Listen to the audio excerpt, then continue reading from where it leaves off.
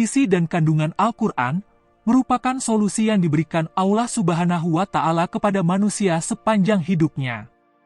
Dalam Al-Quran, Allah juga memberikan pemecahan yang paling sempurna dan paling logis untuk memberi petunjuk kepada manusia dalam menghadapi semua masalah yang muncul. Termasuk salah satunya masalah yang sedang hangat, yakni Perang Yahudi dan Palestina. Menurut Sayyid Qutb dalam Fi Zilalil Quran menyatakan bahwa peristiwa Isra yang disebut dalam surat Al-Isra adalah mengabarkan tentang tumbangnya kejayaan Bani Israel. Peristiwa Isra merupakan tanda kekuasaan Allah Subhanahu wa Ta'ala dan sebuah perjalanan yang menakjubkan dalam ukuran empirik manusia. Masjid Al-Aqsa yang menjadi ujung perjalanan adalah pusat tanah yang mulia. Tempat yang ditentukan Allah Subhanahu wa Ta'ala untuk Bani Israel, lalu Dia mengusir mereka dari negeri itu karena kemaksiatan yang mereka lakukan.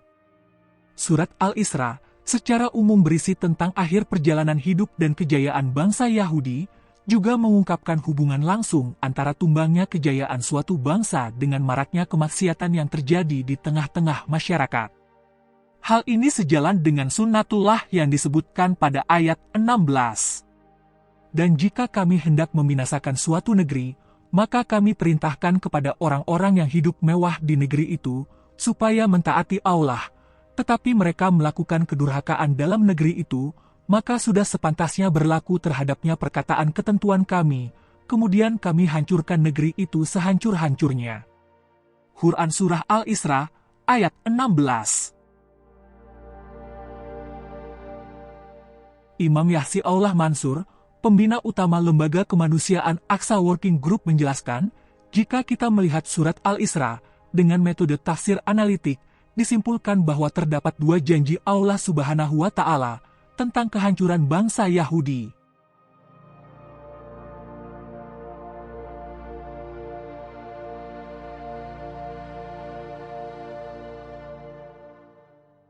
Kehancuran pertama, Allah Ta'ala berfirman, maka apabila datang saat hukuman bagi kejahatan pertama dari kedua kejahatan itu, kami datangkan kepadamu hamba-hamba kami yang mempunyai kekuatan yang besar, lalu mereka merajalela di kampung-kampung, dan itulah ketetapan yang pasti terlaksana. Al-Quran Surah Al-Isra, ayat 5. Kemaksiatan yang paling besar ialah karena mereka menyembah berhala dan membunuh para nabi.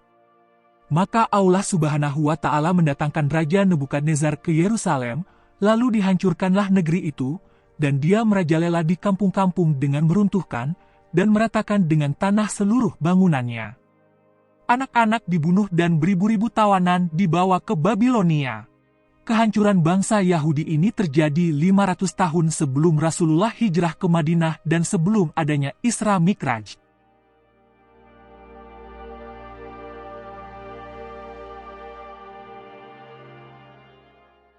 Kehancuran kedua, Allah Ta'ala berfirman,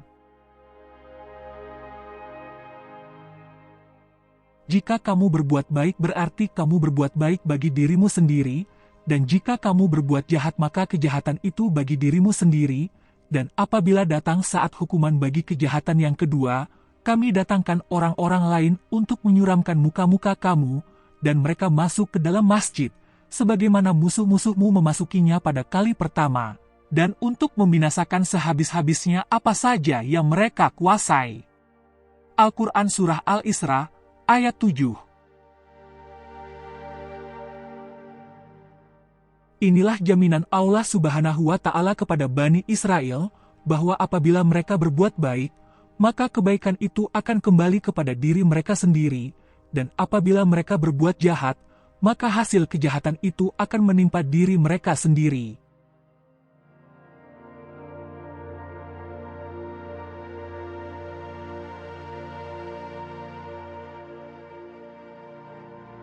Hancurnya Bani Israel. Sebelumnya, pada ayat ke-6 disebutkan bahwa Allah Subhanahu wa Ta'ala telah memberikan berbagai anugerah kepada bangsa Yahudi Israel, dengan mengembalikan negeri mereka setelah dirampas oleh bangsa Persia, ditambah dengan limpahan kekayaan dan memberikan banyak anak laki-laki yang kuat, serta pasukan yang tangguh. Dalam konteks kekinian, menurut Muhammad Ar-Rasyid, ayat ke-6 ini dapat dipahami ke dalam beberapa poin. Pertama, Allah memberikan kembali tanah mereka yang kedua kali dari musuhmu. Berdirinya negara Israel tahun 1948, yaitu setelah mengalahkan musuh-musuhnya pasukan Arab.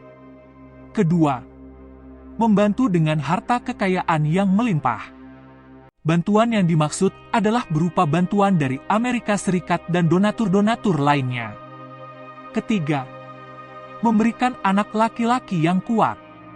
Terbukti bahwa sejak kedatangan Israel ke Palestina, populasi penduduk lebih banyak laki-laki daripada perempuan. Keempat, kami jadikan kamu kelompok yang lebih besar.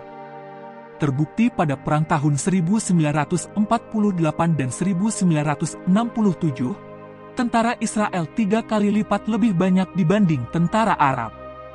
Kelima, selanjutnya pada ayat 104, Allah Subhanahu wa Ta'ala berfirman, "Dan kami berfirman sesudah itu kepada Bani Israel, diamlah di negeri ini, maka apabila datang masa berbangkit, niscaya kami datangkan kamu dalam keadaan bercampur baur dengan musuhmu."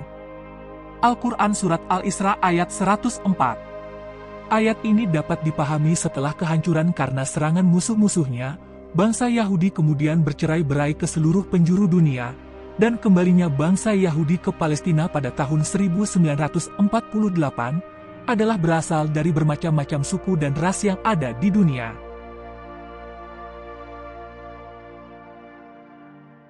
Dengan kembali dan berkumpulnya bangsa Yahudi di Palestina saat ini, berarti tanda kehancuran mereka yang kedua sudah dekat. Mereka sedang menunggu orang yang akan menyuramkan muka mereka dan memasuki Masjid Al-Aqsa, serta menghancurkan mereka sehancur-hancurnya. Pada ayat di atas, mereka masuk dengan menggunakan fi'il mudhari yang menunjukkan pengertian sedang atau akan terjadi. Dengan demikian, kehancuran yang kedua ini akan terjadi setelah ayat itu turun. Tentang kapan terjadinya, hanya Allah Subhanahu wa Ta'ala yang Maha Tahu. Muhammad Ar-Rasyid bercerita, pada waktu negara Israel berdiri dan memproklamirkan kemerdekaannya tahun 1948, seorang wanita Yahudi menangis dan masuk ke rumah keluarganya. Ketika ditanya, kenapa menangis? Padahal orang Yahudi sedang bergembira dan merayakan kemerdekaan Israel.